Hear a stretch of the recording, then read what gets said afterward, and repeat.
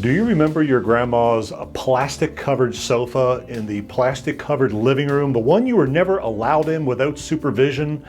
Is that sofa a metaphor for your life?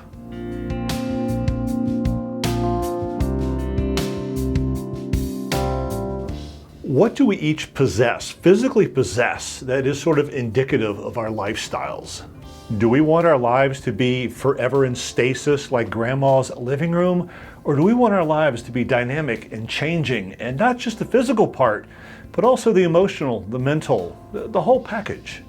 Now, this video is not about minimalism, even though I'd certainly like it. But no, I am not talking about taking everything that you have mentally, physically, emotionally, throw it in a box and get down to the basics where you have one fork, one knife, and a pair of underwear, and that's all you need to live. Nope, I am not talking about that. I am talking about what do you need to keep? What do you need to get rid of? What's holding you back? What's just collecting dust? And I mean that physically as well as every other way. Now, specifically, this video is about, well, minimalism, or if you will, housekeeping inside of our own heads. What do we need to dust? What do we need to vacuum? What do we need to mop? What do we need to just take out to the curbside? That is really what today's talking about. As far as what you do with all the stuff you got on your flat surfaces everywhere around your house, that's up to you and probably for another video. So let's prepare ourselves for growth with that 5-step program that I alluded to in the title of this video. And actually it's a little bit more, because step 1 is broken into multiple steps, because why not? Step 1, A, where are you now? And yes, this is important. Before you can figure out what to clean, before you can go clean out the garage, you got to stand there with your hands on your hips and just stare at it and go, what? Do that with yourself. Go off to a quiet place. Listen to some Mantovani. Take a glass of wine with you. Journal if you want, but take an honest assessment. What you got going on inside. And don't try to qualify it, put it into columns or anything. Don't judge it. Just, what do you got? Just think about what is going on in your head. What have you brought with you over the years? That's a big first start, is understanding the universe of what might need to be cleaned. What is your mental garage? Step 1B, review that list. What's there just because it's there? You know, oh, I might need this one day. I picked that up and I never used it. Oh, you know, grandma gave this to me. What is on that list? How did it get there? What are you doing with it? Have you touched it in the past 5 years? Do you honestly think you're going to need it? Or are you just that type of person who likes to keep everything just in case? Now, again, I'm not talking about those cardboard boxes in the garage. I'm talking about all the boxes that you got inside of your head. There is literally, there is a limit to what we can put in there. So what are you carrying around? What is on that list and why is it there? 1C, well, cleaning. And yeah, this is the hard part. Some people like me, it's really easy. I just like to take everything, throw it away, start from scratch. I realize people have attachments. They like to hold on to things, but honestly, you've reviewed your list. Take a look at it. What needs to be given to Goodwill, given away? What needs to be kept and stored long term? What might you use tomorrow because you didn't know you had it? What needs to go where? Emotionally, mentally. And the biggest thing here is don't be afraid to throw things away. Don't be afraid to take all of that baggage and garbage and bad feelings and old horrible memories and keep them right in the front of your mental garage. If you can't recycle them and you can't throw them away, make sure they're tucked way in the back, but you gotta make it happen. So 1ABC, who are you? What does it all really mean? And how can you clean it up? And the next steps actually get to, well, how you do that. Sorry, I lied, but number 2 and beyond actually requires you to have done some cleaning at this point.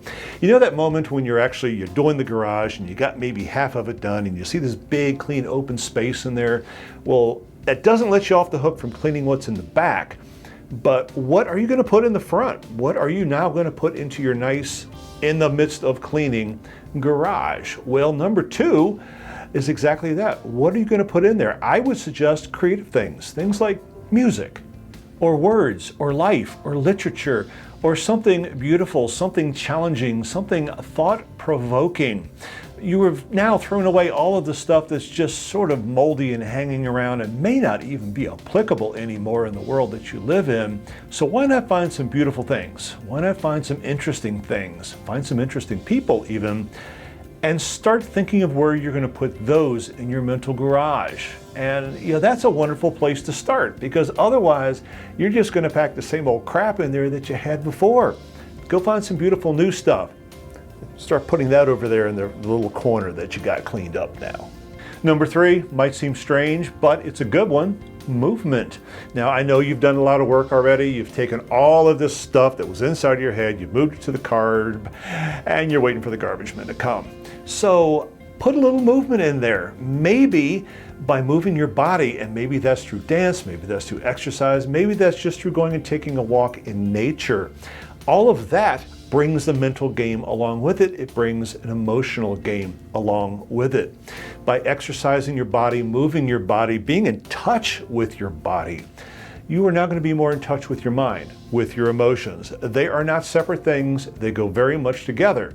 So my number 3 for you, now that you've got your inside a little more clean, is start filling it with some very physical, beautiful, helpful movement.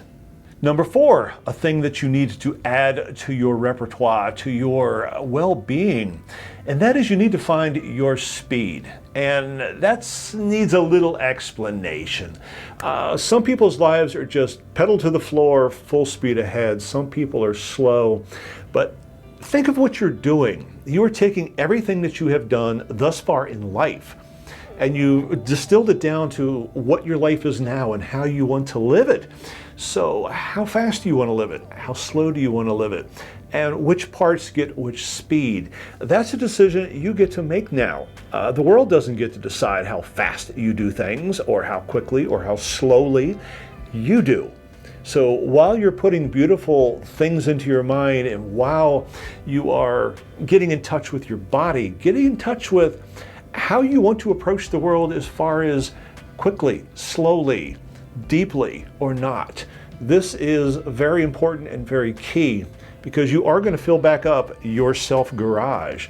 Well, how quickly are you going to do it? Some things may need to be quick. Some things may need to be slow.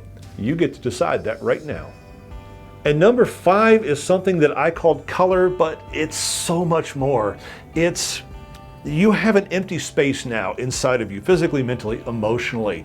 You've already started to fill it with some things, but fill it with joy, fill it with color, fill it with being a kid again. And here's a suggestion. Go get some crayons or a box of colored chalk and just start doodling. Not to try to make a masterpiece or make something you would hang on your wall. Just go out and have some fun, even if it's just taking food coloring and spraying it in the air. Go be silly, go be frivolous. Fill yourself with color and fun and joy, just because. It doesn't have to have a reason. So if you're going to put things back in yourself, they don't have to be solid things. They can just be toys. Fill yourself up with toys.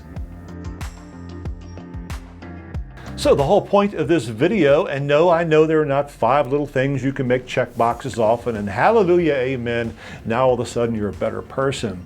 But springtime is a-coming. You need to go back to number 1. You need to make that list. You need to figure out who you are, what you can have, what you need to get rid of, and then find some really joyful, beautiful things to put back inside of yourself.